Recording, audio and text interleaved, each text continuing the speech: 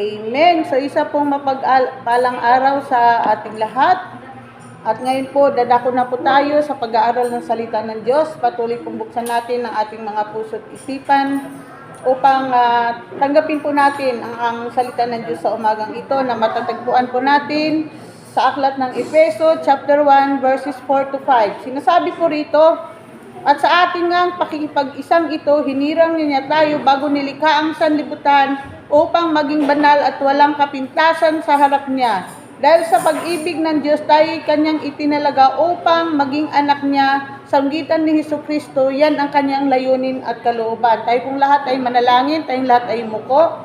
Hallelujah! Salamat po aming Ama sa umagang ito, sa iyong mga banal na salita na aming pag-aaralan sa umagang ito. Patuloy niyo po itong pagpalain, basbasan ugad, at hayaan niyo po ang iyong banal Espiritu Santo ang siyang manguna sa oras na ito sa aming kalagitnaan. Gamitin niyo lang po ang iyong panglingkod, Panginoon, na maging alulod at daluyan ng iyong mga banal na salita at masagan ng kapayagan sa oras na ito, God.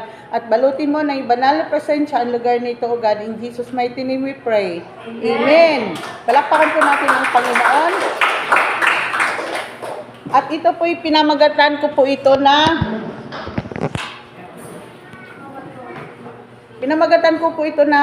itinalaga na maging anak niya. Pag sinabi pong itinalaga, ito ay kanyang pinili, ito ay kanyang hinirang, o ito ay kanyang espesyal sa kanyang puso't isipan na itinalaga niya na maging anak niya. So hindi lahat ng kanyang nilikha ay tinawag niya na maging anak niya. Amen? Piling-pili lang po yung itinuturing niya na magiging anak niya. Kaya nga po, bago pa nilikha ang langit at ang lupa, may itinalaga na po o may pinili na po ang Diyos na pagdating ng panahon, ito ay kanyang tatawagin upang magiging mga anak niya.